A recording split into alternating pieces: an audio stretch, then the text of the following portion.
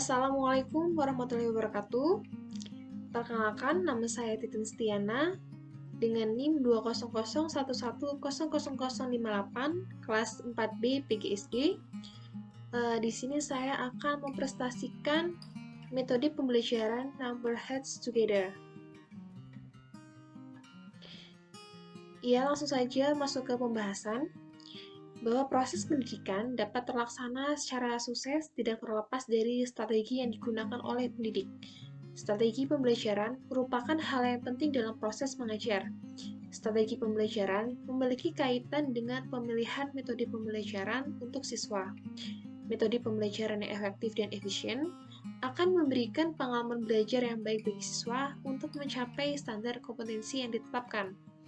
Selain itu, strategi pembelajaran dapat diartikan juga sebagai suatu cara atau teknik yang dipilih untuk mengubah sikap siswa sehingga menjadi kritis, inovatif, kreatif, dan solutif dalam memecahkan masalah.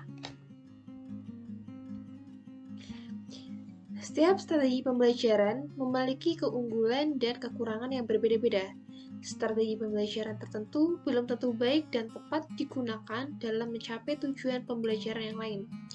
Maka dari itu, tidak dapat dipastikan adanya strategi pembelajaran yang dianggap paling baik di antara yang lain.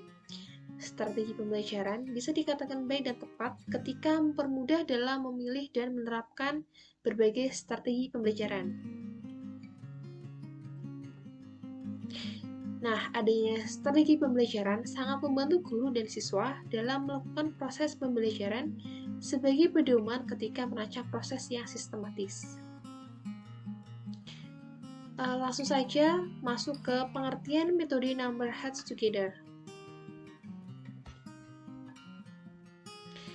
Number Heads Together adalah suatu strategi model pembelajaran kooperatif yang menggunakan angka, kemudian diletakkan di atas kepala, dengan tujuan untuk memudahkan guru dalam mengeksplor aktivitas siswa dalam mencari, mengolah, dan melaporkan informasi dari berbagai sumber yang pada akhirnya dipresentasikan di depan kelas.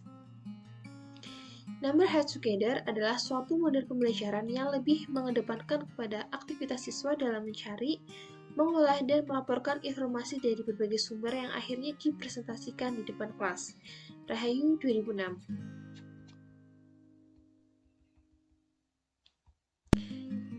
Nah, kemudian langkah-langkah model pembelajaran in HESTI. Yang pertama yaitu pembentukan kelompok dan penomoran. Dalam pembentukan kelompok, guru membagi para siswa menjadi beberapa kelompok yang beranggotakan 3-5 orang siswa. Kemudian, guru memberi nomor kepada setiap siswa dalam kelompok dan nama kelompok yang berbeda. Nah, penomoran adalah hal yang utama di dalam InHESTI. Dalam tahap ini, guru membagi siswa menjadi beberapa kelompok atau tim yang beranggotakan 3-5 orang dan memberi siswa nomor. Setiap siswa dalam tim mempunyai nomor berbeda-beda sesuai dengan jumlah siswa di dalam kelompok.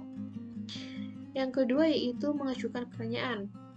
Dalam langkah ini, guru akan memberikan pertanyaan kepada siswa dan akan dijawab sesuai dengan kelompok masing-masing.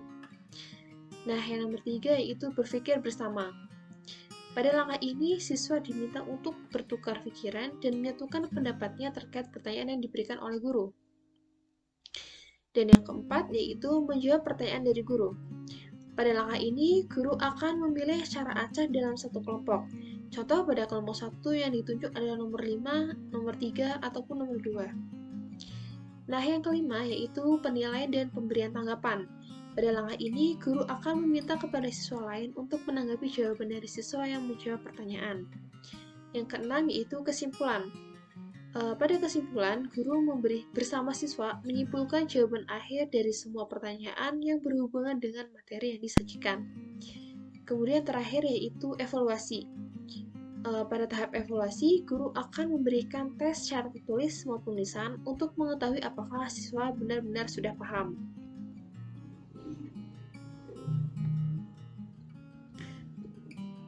Nah, dapat disimpulkan bahwa langkah-langkah penggunaan model pembelajaran Number Heads Together adalah membagi siswa menjadi beberapa kelompok, memberi nomor pada masing-masing anggota kelompok, menjelaskan materi pembelajaran, memberikan kuis berupa beberapa buah soal, kemudian memberikan kesempatan kepada siswa untuk membahas bersama kelompoknya, kemudian memanggil salah satu nomor untuk melaporkan, dan kelompok lain menanggapinya, kemudian dilanjutkan dengan menyimpulkan pelajaran. Nah, dalam metode number has together itu ada kelebihan dan kekurangannya. Yang pertama yaitu adalah kelebihan.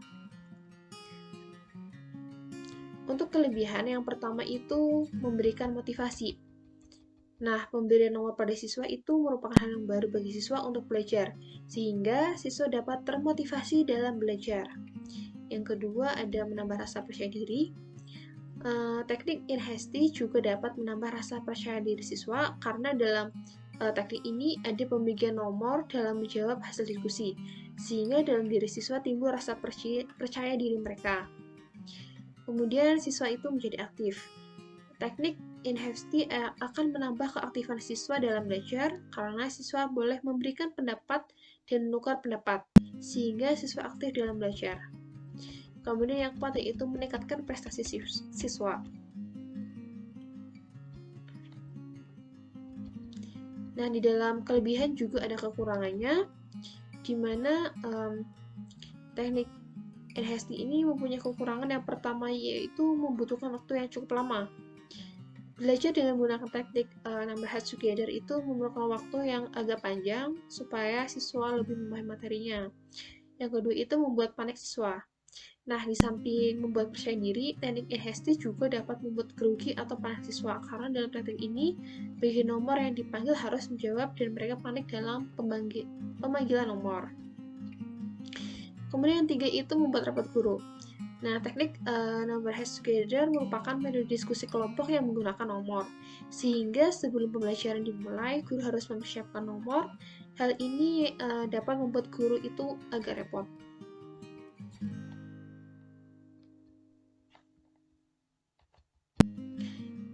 Nah, selanjutnya relevankah metode number has together dalam pembelajaran di SD? Nah, berdasarkan berbagai macam permasalahan di atas, model pembelajaran number has together sangat tepat digunakan dalam pembelajaran tematik, khususnya pada tema berbagai macam pekerjaan. Alasannya, model pembelajaran ini menjadikan kegiatan pembelajaran yang menyenangkan karena siswa dapat saling bertukar pendapat dengan teman-temannya untuk menyelesaikan suatu permasalahan. Model pembelajaran ini dapat melatih keterampilan dan sikap siswa dalam berinteraksi dengan temannya untuk mencari solusi dari suatu permasalahan, sehingga membuat siswa menyadari akan perbedaan antara teman satu dengan teman yang lainnya. Nah, peningkatan keterampilan dan sikap siswa yang meningkat dalam suatu kegiatan pembelajaran akan diikuti dengan peningkatan kognitif siswa dalam kegiatan pembelajaran, sehingga hasil belajar siswa akan meningkat. Nah, kesimpulannya, rendahnya hasil belajar siswa dapat diatasi dengan menggunakan model pembelajaran number has together, karena model pembelajaran number has together dapat melibatkan kemampuan, keterampilan, dan sikap siswa dalam kegiatan pembelajaran, sehingga mampu meningkatkan hasil belajar siswa. Hasil belajar merupakan bentuk hasil kemampuan belajar peserta didik yang dinyatakan dengan nilai hasil ulangan. Hal ini menyebabkan rasa bosan, tidak suka pada gurunya, rasa tertekan, atau memang pembelajaran tematik itu sulit untuk dipahami, dan juga penggunaan model pembelajaran yang kurang tepat. Nah, di sisi lain, juga guru cenderung menempatkan siswa sebagai objek pembelajaran, sehingga siswa pasif dalam proses kegiatan belajar di kelas.